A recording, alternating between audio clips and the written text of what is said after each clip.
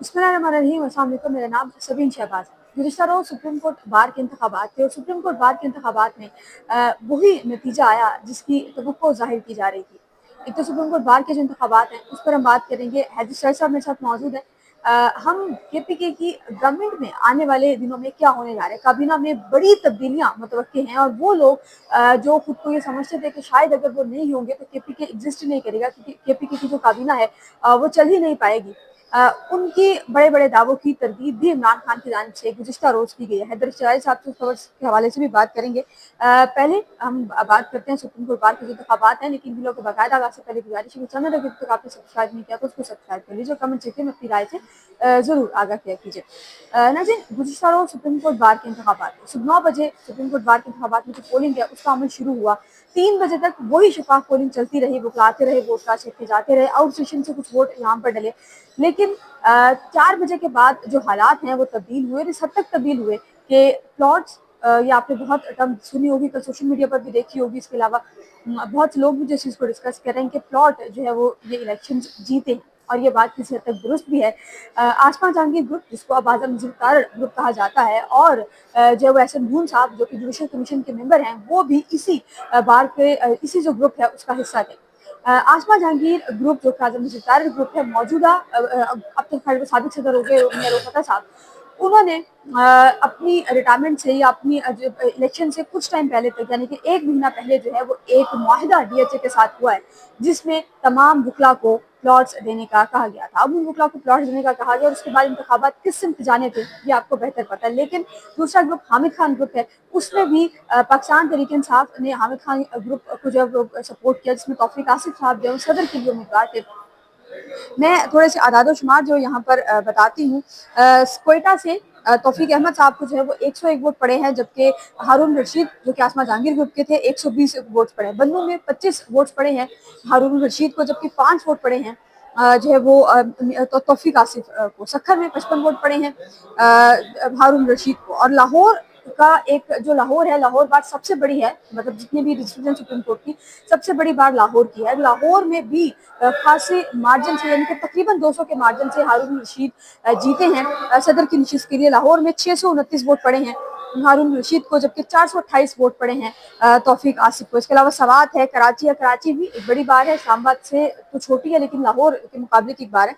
कराची में जो है वो 195 वोट पड़े हैं हारून रशीद साहब को, और 185 वोट पड़े हैं तौफीक आसिफ साहब को। कराची में इतना कम मार्जिन जो है वो देखा गया। बाकी तमाम जो जितनी रजिस्ट्रीज हैं वहाँ पर खासा मार्जिन देखा गया, और खासे मार्जिन से तौफीक आसिफ को शिकस्त दी है हारून रशीद ने। अब इंतखाबात तो हो गए, लेकिन इंतखाबात के बाद जो प्लॉट्स हैं वो दिए जाएंगे, और उसके बाद इंतखाबात करवाने का, या इंतखाबात को एक तरह से कि इंतखाबात क्यों एक प्लांटेड इंतखाबात थे, उस हिसाब से जो वो जीत हुई। हालांकि हारून रशीद साहब वो हैं जिन्होंने कैंपेन नहीं की बार के इलेक्शंस के लिए। तौफीक आसिफ साहब ने भरपूर कैंपेन की है, लेकिन गुज़िश्ता रोज़ हमने ये देखा कि हारून रशीद के जो वकला हैं, ज़्यादातर प्लॉट्स के लालच में कह लीजिए, कुछ भी कह लीजिए, कि वकला ने हारून रशीद साहब के लिए बाकायदा वोट्स मांगे हैं।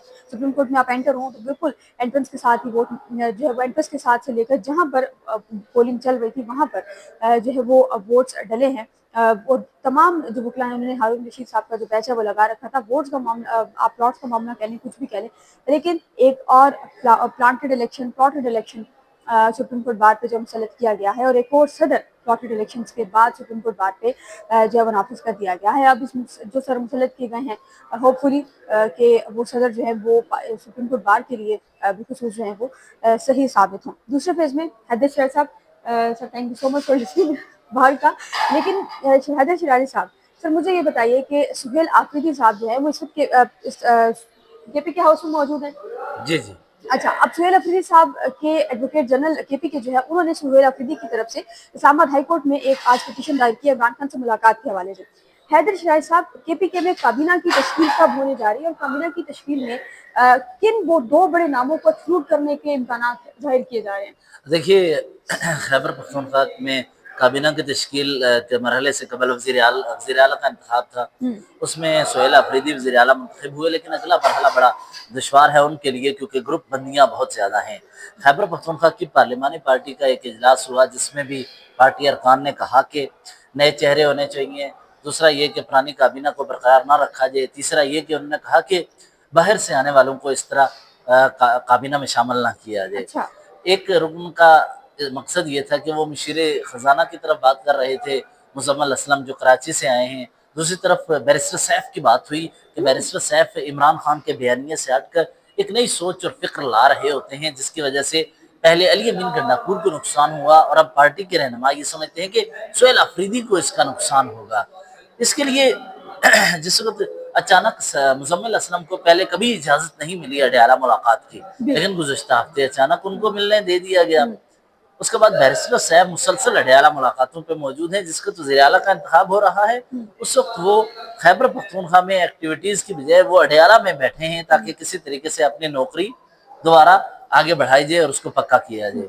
وہ کوششیں تو کر رہے ہیں، دوسری طرف جس وقت ان کی ملاقاتیں ہوئیں تو سورسز سے پارٹی کے رہنماؤں نے یہ دعویٰ کیا کہ خان کا یہ پیغام کہیں انہیں موصول ہوا پارٹی کو کہ ان دونوں کو کابینہ میں رکھا جائے، برقرار رکھا جائے، بیرسٹر صاحب اور مزمل اسلم کو۔ اوکے یہ بات جس وقت پارٹی ارکان کے سامنے آئی تو پارٹی کے متعدد ممبران صوبائی اسمبلی اور پارلیمانی رہنما انہوں نے کہا کہ ہم کسی صورت اس کو قبول نہیں کرتے۔ اوکے حتیٰ کہ شکیل خان نے تو ایک موقع پر یہ بھی کہا کہ ہمیں ترجیح خیبر پختونخوا کے عوام کے نمائندوں کو دینی چاہیے، اور خیبر پختونخوا کے اندر کیا کوئی شخص نہیں ہے جو خزانہ کے معاملات چلا سکے؟ کیا کوئی شخص نہیں ہے جو کہ اطلاعات کے طور پر پارٹی بیانیاں لے کے جا سکے؟ تو یہ انہوں نے سٹینڈ دو ٹوک لیا ہے۔ اس کے علاوہ پارٹی کے متعدد رہنما ہیں، مزمل اسلم اور بیرسٹر صاحب کو ایک صف میں نہیں کھڑا کیا جا سکتا۔ مزمل اسلم کے حمایت میں بھی بڑے نام ہیں، وہ اس لیے حمایت میں نہیں ہے کہ باہر سے ہے، وہ اس لیے کہ مزمل اسلم نے خرابیاں پیدا نہیں کی۔ وہ جب سے کام کر رہے ہیں وہ اپنا کام کر رہے ہیں، وہ گروپ بندی کا حصہ نہیں، بس کام سے کام رکھتے ہیں۔ اور جبکہ بیرسٹر صاحب کی بیانات ایسے رہے ہیں جو پارٹی کو ڈیمیج کرتے رہے متعدد مواقعوں پر، اور اس لیے پارٹی کہہ رہی ہے کہ وہ جنید وہ پہلے وہ وزیر اعلیٰ علی امین گنڈاپور کے لیے مشکل کا سبب بنے، اب سہیل آفریدی کے لیے بھی بنے گے، تو بہتر ہے ان کو نہ رکھا جائے۔ اچھا، بیرسٹر صاحب کے حوالے سے آپ جو بات یہ بتا رہے ہیں اس سے امپیکٹ یہ آ رہا ہے کہ جو پارٹی کی قیادت ہے جنہوں نے یہ بات کی ہے کہ بیرسٹر صاحب نے پہلے علی امین گنڈاپور کو ڈالا، اس کا مطلب یہ ہے کہ پارٹی کی جو اس وقت قیادت ہے وہ علی امین گنڈاپور کو نکالے جانے کا، علی امین گنڈاپور سے وزیر اعلیٰ شپ واپس لینے کا جو الزام ہے وہ انڈائریکٹلی بیرسٹر صاحب کے اوپر ڈال رہی ہے۔ ایسا کیوں ہے؟ بیرسٹر صاحب نے کون سی مشکلات علی امین گنڈاپور کے لیے پیدا کی ہیں کہ جہاں تک مجھے یاد پڑتا ہے وہ ریالہ ملاقات کے لیے جاتے ضرور تھے، لیکن واپس آ کے عمران خان کو انہوں نے کچھ کہا تو اس حوالے سے کچھ نہیں کہا جا سکتا، لیکن ویسے میرا نہیں خیال کہ بیرسٹر صاحب نے ایسا کوئی بیان دیا جس سے علی امین گنڈاپور کی سی ایم شپ کو خطرہ ہوا تھا۔ دیکھیں یہ وقت کرتا ہے پرورش برسوں حادثہ ایک دم نہیں ہوتا، یہ مسلسل ایونٹس ہیں، سیریز آف ایونٹس جس میں یہ سب ہوتا رہا ہے۔ ایک کسی بیان ایک موقع کی بات نہیں ہے۔ اپوزیشن اتحاد کے خلاف جس وقت محمود خان اچکزئی، علامہ ناصر عباس اور یہ ساتھی بڑھ رہے تھے، دورانی کو لے کر بیرسٹر صاحب مختلف جگہوں پہ ایونٹس کرتے رہے، ملتے رہے، ایک نیا اپوزیشن اتحاد تشکیل دینے کی کوشش کرتے رہے۔ تو اپوزیشن اتحاد کو اس لیے ان کے خلاف چارج شیٹ ایک بہت بڑی ہے کہ وہ ایسے وقت میں اسٹیبلشمنٹ کے کہنے پہ وہ دعویٰ کرتے ہیں، اپوزیشن اتحاد کے متعدد رہنما ایسے وقت میں وہ اسٹیبلشمنٹ کی حمایت پہ اپوزیشن اتحاد کے خلاف ایک نیا اتحاد کھڑا کرنا چاہ رہے تھے جس وقت اس اتفاق کی ضرورت تھی۔ تو علی امین یا بیرسٹر صاحب ایک نئی پٹری پہ چل رہے تھے۔ دوسرا، کہانی کی میں ٹوسٹ کب آتا ہے، معاملہ اس وقت بدلا جس وقت گزشتہ شب عشائیہ دیا محمود خان اچکزئی نے، جس میں علامہ ناصر عباس، جس میں بہت سارے متعدد مرکزی رہنما، اسد کیسر، جنید اکبر، عاطف خان، اس کے علاوہ یہ یوسف زئی ہے، اخونزادہ حسین یوسف زئی، یہ سب تھے۔ اس دوران ہمارے سورس یہ کہہ رہے ہیں کہ سلمان اکرم راجہ نے کہا کہ میں عمران خان سے ملاقات کر کے اڈیالہ سے آ رہا ہوں، اور ایک بڑی خبر میں آپ کو بتاؤں کہ خبر رہی، انہوں نے کہا ایک بڑی عجیب سی مجھے بات ہے کہ آج خان صاحب سے میں نے کابینہ، بیرسٹر صاحب اور مزمل اسلم سمیت متعدد ارکان کے بارے میں بات کی ہے۔ اچھا، تو انہوں نے بولا کیا مشورہ ہوا ہے، کیا فیصلہ ہوا ہے؟ خان سے جب میں نے پوچھا کہ ان افراد کی کابینہ میں شمولیت کے حوالے سے جو یہ دعوے ہیں، تو خان نے دو ٹوک کہا ہے کہ میں نے کسی کو بھی کابینہ میں شامل ہونے کے حوالے سے احکامات جاری نہیں کیے، اور عمران خان نے کہا ہے کہ مزمل اسلم یا بیرسٹر صاحب کے حوالے سے جو دعوے کیے جا رہے ہیں، میں نے کوئی کسی کو نہیں کہا کہ ان کو رکھو یا ان کو شمولیت کرو اور ہر صورت ہونا چاہیے، انہوں نے ایک ہی شرط رکھی ہے اچھا کہ کرپٹ آدمی نہ ہو اور خیبر پختونخوا کے عوام کا وفادار ہو، اور ساتھ یہ کہا کہ ممبر اسمبلی کو کابینہ میں شامل کرو، مشیر کے معاملے پر آپ ٹکٹ ہولڈر یا پھر تنظیم جس کا نام دے اتفاق رائے سے ان کو شامل کرو، یعنی پارلیمانی پارٹی مشترکہ طور پر نام دے۔ یعنی خان یہ کہہ رہا ہے، انہوں نے کہا کہ میں سہیل کو یہ کہنا چاہتا ہوں کہ کرپٹ عناصر کو نہیں لانا چاہیے، تمہیں اختیار ہے، لیکن شفاف لوگ ہونے چاہیے۔ تو اب دیکھتے ہیں سہیل آفریدی کن کو رکھتے ہیں، لیکن یہ بہت اہم ہے کہ سلمان اکرم راجہ نے کہا ہے کہ خان نے کلیئر اچھا، پیغام سہیل دیا۔ آفریدی کا چونکہ ظاہر ہے پہلی دفعہ وہ سی ایم منتخب ہوئے اور پہلی دفعہ وہ ایم پی اے بھی بنے ہیں، جی تو جی مجھے یہ بتائیں کہ سہیل آفریدی اگر بیرسٹر جو کہ عمران خان نے بھی کہا ہے کہ میں نے ایسا کچھ نہیں کہا کہ ان کو شامل کرنا لازمی ہے، تو اگر سہیل آفریدی عمران خان کی اس بات کو مانتے ہیں اور بیرسٹر صاحب کو شامل نہیں کرتے، تو کیا سہیل آفریدی کے پی کے کو چلا سکیں گے؟ اور ظاہر ہے ملک میں جو معاشی حالات ہیں وہ آپ کے سامنے ہیں، تو ڈیفینیٹلی جب وفاق کے پاس بجٹ نہیں ہوگا تو وہ کے پی کے کو بجٹ کیسے دے گا؟ جب کے پی کے کو بجٹ نہیں دے گی تو پھر اتنا بڑا صوبہ اس کو کیسے جو ہے وہ ایک اسموتھلی چلایا جا سکے گا؟ تو وداؤٹ بیرسٹر صاحب اور مزمل اسلم جو ہے، کیا سہیل آفریدی کی جو کابینہ ہے وہ چل پائے گی؟ دیکھو، خیبر پختونخوا اتنا بڑا صوبہ ہے، دو افراد میٹر ہی نہیں کرتے، اس سے پچھلی کابینہ نہیں، میں یہ تجربہ نہیں کار کہ ہے نا، دونوں کیا تجربہ کار ہیں۔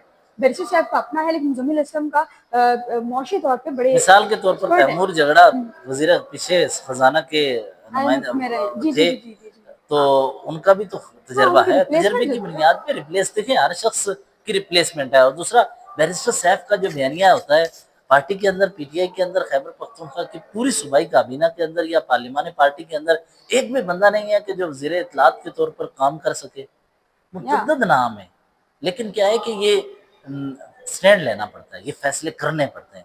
اگر کسی کے حکم پہ اگر کسی کو لگانا ہو تو پھر ٹھیک ہے، ایک مرتبہ پھر یہ سلسلہ چلتا رہے گا۔